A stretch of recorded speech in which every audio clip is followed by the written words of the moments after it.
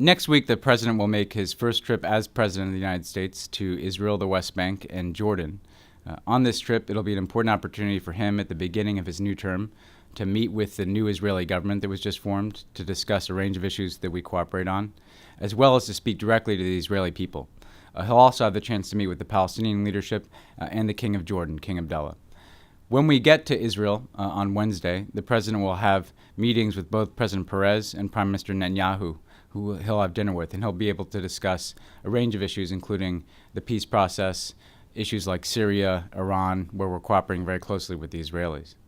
Then the next day, on Thursday, the president will have a chance to visit the Israeli Museum, where he'll see the Dead Sea Scrolls as well as an exposition of Israeli technological and innovation, which speaks to the future of Israel and the enormous economic progress that they're making there. Then he'll go to Ramallah, where he'll meet with President Abbas of the Palestinian Authority and reaffirm our support for both Palestinian aspirations for a two-state solution, but also the important institution building that the Palestinian Authority is doing on the West Bank. He'll visit a cultural center funded by USAID, where he'll have a chance to meet with young Palestinians and discuss the future that they face as they seek to build their institutions and achieve a state, again, in the West Bank and Gaza. After that, the president will go to the Jerusalem Convention Center, where he'll give a speech to an audience of mainly Israeli university students. And this really is the true purpose of the visit, an ability for the president to speak directly to the Israeli people about the future that we want to build together. And the embassy has put together a list of universities that they partner with that can bring in Israeli young people so that the president can have a very direct conversation with them about the bonds between our countries and our commitment to Israel's security and its future. That night, the president will be hosted at a state dinner by President Shimon Peres, which is a reciprocal dinner for the dinner the president held here at the White House for President Perez when he gave him the Medal of Freedom last year, the highest honor that the United States can bestow on a civilian. The next day, the president will visit a range of cultural sites. He'll start by going to Mount Herzl, where he'll lay a wreath at the grave of Herzl, a man who played such a critical role in the founding of the State of Israel.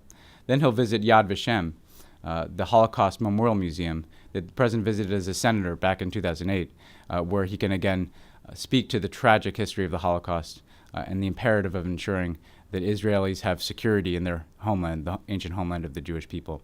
He'll also have a chance to lay a wreath at the grave of Yitzhak Rabin, an Israeli leader who did so much to forge not just security for Israelis, but peace as well. After those stops, he'll go to the Church of Nativity. The Church of the Nativity is, of course, a very holy site for Christians around the world. In Bethlehem, it speaks to the birthplace of Jesus and the ancient connections that Christians have in that part of the world. That will conclude his trip to Israel and the West Bank. He'll then fly to Jordan, where he'll have a chance to meet with King Abdullah and have dinner with King Abdullah and talk about the efforts that the king has underway to pursue political reform within Jordan, as well as to discuss the very challenging regional situation, including the many Syrian refugees who have come across the border into Jordan, who we're seeking to support with humanitarian assistance.